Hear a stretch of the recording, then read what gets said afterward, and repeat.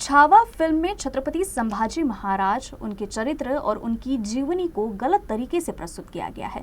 अगर पैसा कमाने के नाम पर गलत इतिहास और बढ़ा चढ़ाकर इतिहास फैलाया जा रहा है तो इस फिल्म को बड़े पर्दे पर रिलीज नहीं होने दिया जाएगा। ये चेतावनी विधान परिषद सदस्य अमोल मिटकरी ने दी है। शिवपुत्र छत्रपती संभाजीराजांवर छावा हा चित्रपट आता येणार आणि तो हिंदीमधून असणार आणि त्याचा ट्रेलर आज बघितला।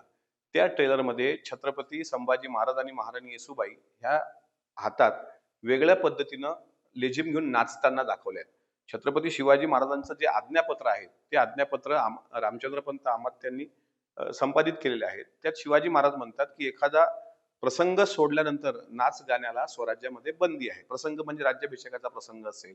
आता अर्थातच शिवाजी महाराजांचा राज्याभिषेक झाला त्यावेळी संभाजी महाराजच त्याबद्दल अनभिज्ञ ठेवण्यात आलं होतं। इतिहासाला पुरावे लागतात। इतिहास पैसा कमावण्याचं साधन असू शकत नाही। त्यात संभाजी महाराज हे अत्यंत संवेदनशील विषय महाराष्ट्राचा आहे। महाराष्ट्राच्या मनाचा स्वाभिमान छत्रपती शंभूराजे आहेत। त्यामुळे इतिहासाचं विकृतीकरण आणि मोडतोड करून छावा बनवला गेला आहे। आणि जर लवकरात हा चित्रपट इतिहास संशोधकांना डोळ्याखाली घातल्याशिवाय जर प्रदर्शित झाला आणि त्यामध्ये जर आर्टिफिशियलच्या माध्यमातून वेगळे कॉस्ट्युम घालून मावळे, येसुराणी, शंभूराजे नाचताना दाखवले तर याला आमचा तीव्र विरोध राहील। महाराष्ट्राच्या कुठल्याही चित्रपटगृहामध्ये हा चित्रपट आम्ही चालू देणार नाही।